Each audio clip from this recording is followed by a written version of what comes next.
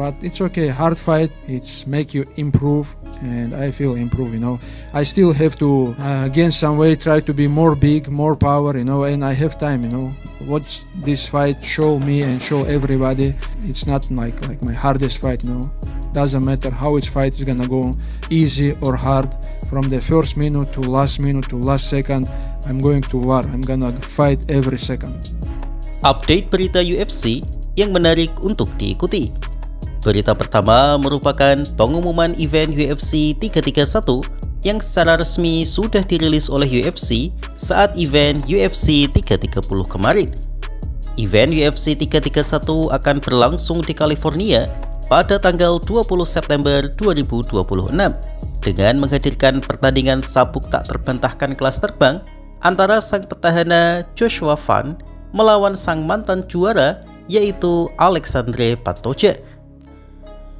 Ini adalah laga rematch setelah pertandingan pertama mereka di akhir tahun kemarin berakhir kati klimaks dengan kecelakaan yang dialami oleh Pantoja. Kelas terbang UFC saat ini seharusnya menjadi kelas yang paling penting untuk fans di Indonesia karena sang petarung kita yaitu Bilal Hasan juga secara resmi akan bertarung di kelas ini sehingga peta persaingan ini layak untuk disimak. Dari pasar Amerika pun, kelas terbang UFC tampaknya mengalami kenaikan market karena di pertandingan kemarin sang petahana yaitu Joshua Van berhasil menampilkan performa yang sangat menghibur saat mengalahkan sang grappler asal Jepang yaitu Tatsuro Taira. Namun meskipun begitu, sebenarnya fokus utama kebanyakan fans UFC bukanlah pada main eventnya, tapi pada co-main eventnya, di mana Arman Tsarukyan resmi akan melakoni laga comebacknya setelah lalu lalang menjalani streaming dan pertandingan gulat untuk mengisi waktu gabutnya. Sebelumnya, banyak yang mengkritisi Arman Tsarukyan karena menyia-nyiakan usia primanya dengan absen lama dalam bertarung. Tapi dalam hal personal branding, langkah Arman ini sudah sangat tepat, di mana saat ini ia mendapatkan fanbase yang besar. Sejatinya, Arman dijadwalkan akan melawan Charles Oliveira sebagai tiket menuju title shot. Tapi seperti yang kita tahu, Oliveira menarik diri untuk menghormati rekan gymnya yang telah dipanggil oleh Yang Maha Kuasa. Sebagai gantinya, Arman akan bertanding melawan salah satu striker paling kreatif di kelas ringan saat ini, yaitu sang Conor McGregor versi kanan, yaitu Mauricio Rufy. Ya, respect buat Rufy sih, karena ini akan menjadi pertandingan ketiganya di tahun ini. Dan bahkan jika ditotal dengan perannya sebagai petarung cadangan di event UFC 329 lalu, ini akan menjadi event keempatnya di tahun ini. Melawan Rufy tidak akan mudah bagi Arman, karena meskipun Arman memiliki keunggulan mutlak dalam skill grapplingnya, tapi perbedaan ukuran dan jangkauan akan menjadi tantangan utama. Rufy jauh lebih panjang daripada Arman dan pintar menjaga jarak. Dan laga Makhachev versus Gary kemarin menjadi contoh, bahkan pegulat selevel Makhachev pun akan kesulitan melawan petarung jangkung seperti Ian. Namun untungnya buat Arman, sejauh ini Rufy tidak memiliki kemampuan takedown defense seperti Ian, dan Arman pun yakin meskipun ia mungkin kesulitan mendapatkan jarak tembak takedown, tapi dia akan mencoba terus-menerus menembakkannya sampai Rufy tak memiliki kesempatan lagi untuk menahannya. Yaps, kita lihat nanti match up seru ini. Dan yang menjadi sorotan adalah Arman saat ini berada di level kepercayaan diri yang sangat tinggi, meskipun ia masih tahu diri, bukan tidak tahu diri seperti sang mantan juara kelas ringan. Arman mengatakan bahwa saat dia menjadi juara nanti, jika diberikan kesempatan oleh UFC, ia ingin melawan Ilia Topuria dan Paddy Pimblett di malam yang sama. Well, terus terang saya tidak yakin. Saya rasa dia hanya meniru gaya idolanya saja, yaitu Khabib, di mana Khabib dulu pernah mengatakan bahwa ia menginginkan Tony Ferguson dan Conor McGregor di malam yang sama.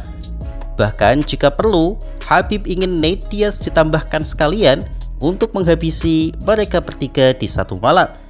Ya, kalau Khabib saya percaya saja, karena dia tidak pernah terlihat lelah. Tapi kalau Arman, saya rasa itu hanya trash talk saja, karena meskipun staminanya sangat bagus, tapi Arman bukanlah Khabib.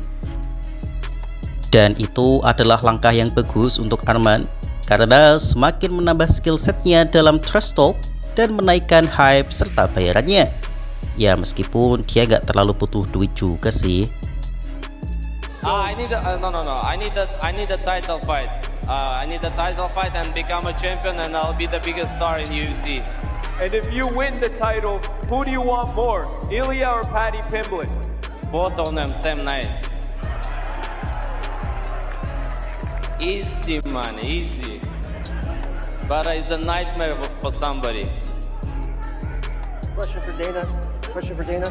Dana, over here on your right. Berita kedua datang dari salah satu striker paling mengerikan di kelas welter yang kemungkinan akan menjadi lawan Islam Makhachev di title defense selanjutnya, yaitu Carlos Prates. Si paling kretek ini mengomentari laga Makhachev vs Garry, di mana ia menilai seharusnya Ian Garry bisa menang melawan Makhachev. Dalam podcast bersama Adil Helwani, Prates mengatakan bahwa Ian Garry terlalu pasif sepanjang laga. Prates memuji performa Garry dalam menahan dan mempersulit takedown Makhachev, tapi ia juga mengkritik sahabatnya tersebut yang kurang agresif dalam menyerang Makhachev. Andai saja Ian lebih berani dan agresif dalam melancarkan setiap serangannya, Prates yakin mungkin Ian bisa memenangkannya. Namun si pecinta tembakau ini juga menggarisbawahi bahwa melawan Makhachev adalah hal yang sangat sulit. Ia mengerti ia belum pernah melawan Makhachev, jadi ngomong saja lebih mudah daripada praktiknya. Karena itu ia hanya menyayangkan saja dan tidak terlalu kecewa, karena untuk berhadapan dengan sang raja pound for pound UFC, game plan saja tidak akan cukup. Ya ini ada benarnya sih. Ada alasan kuat mengapa Ian Garry bisa tampil begitu baik, karena Ian sangat pasif dan hanya menunggu serangan. Ian Garry sebenarnya merupakan tipikal petarung yang tidak peduli komentar penonton, dan ia akan melakukan apapun untuk menang meskipun dicap membosankan. Ini sebenarnya adalah hal buruk karena posisinya adalah sebagai penantang, dan jika Makhachev mau, ia bisa membiarkan Ian dan lebih memilih menunggu. Karena di posisi ini, Makhachev sebagai sang petahana pasti akan menang. Tapi karena Makhachev sudah terlanjur berjanji bahwa ia akan menghibur penonton, maka Makhachev menjadi lebih aktif menyerang. Padahal sejatinya ia lebih pada seorang counter striker dibandingkan inisiator saat beradu striking. Karena itu Makhachev sering kecolongan jab dan oblique kick di pertandingan kemarin. Jika Ian lebih aktif menyerang, maka ia akan jauh lebih mudah di counter dan di takedown oleh Makhachev. Karena itu memang sulit mengalahkan petarung selengkap Makhachev karena pasti serba salah. Dan Prates pun memahami itu, karenanya ia tidak bisa banyak protes dan memaklumi Ian. Satu-satunya penantang Makhachev yang agresif dan hampir sukses hanyalah Alexander Volkanovski saja. Itu pun juga selain karena Volkanovski yang keren, Makhachev juga sedang lemes akibat proses recovery yang buruk karena perbedaan jam tayang pertandingan di Australia. Dan Prates mengatakan bahwa meskipun Ian kalah, tapi setidaknya Ian memberikannya blueprint untuk mengalahkan Islam Makhachev di title shot nantinya. Lalu apakah teman-teman yakin Prates dapat membalaskan kekalahan sahabatnya itu? Tulis di kolom komentar ya. So you were in attendance, obviously we saw you there on Saturday in Philadelphia. Can I ask, do you think Ian could have won that fight? I think he could. But maybe be a little bit more aggressive or something like that. Work on different ways to defend the takedowns, you know. But it's hard to say that also because I don't know how it's to be front of Islam, you know. Like I don't know how it's to fight Islam, you know. Sometimes you're planning something, but during the fight you need to change, or sometimes your game plan don't work. So, but yeah, basically, I think be a little bit more aggressive, maybe. Hal menarik selanjutnya adalah bahwa Dana White mengapresiasi rekor Islam Makhachev. Memang betul Dana White masih belum mantap memberikan gelar GOAT padanya karena satu kekalahannya atas Adriano Martin. Tapi Dana sudah yakin bahwa Makhachev sudah masuk dalam jajaran salah satu The GOAT. Dana berpikir bahwa mungkin tahun 2026 adalah tahun kutukan bagi para juara dominan, mengingat banyak bintang UFC yang kalah mengenaskan di tahun ini. Tapi Makhachev tetap konsisten membuktikan bahwa dirinya masih mampu menang bahkan di tahun yang super kejutan ini.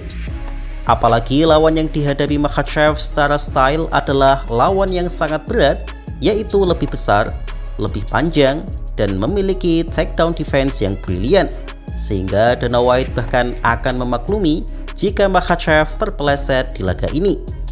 Namun Makhachev berhasil melampaui itu semua dan menasbihkan dirinya sebagai salah satu yang terbaik sepanjang masa. Dana White bahkan berkata, andai saja Islam Makhachev tidak memiliki satu kekalahan dari Adriano Martin, maka tidak perlu ada perdebatan lagi bahwa Islam Makhachev adalah GOAT nomor 1.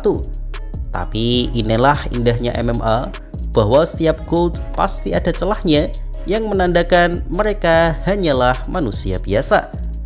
The GOAT status thing, right? Especially when it comes to Islam. There was a lot of talk about maybe he's got some more work to do and all that. After the night, what other boxes do you think he needs to check to be considered the GOAT? Well, I don't know what your opinion is, meaning all of you, but, you know, if he didn't have that one loss on his record, it'd almost be a no-brainer.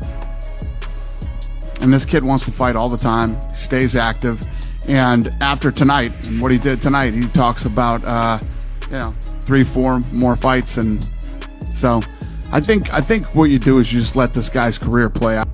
Demikian segmen berita kali ini. Terus ikuti kanal YouTube MMA Discourse untuk mendapatkan informasi dan konten menarik lainnya seputar UFC. Jadi stay tune terus ya. Terima kasih.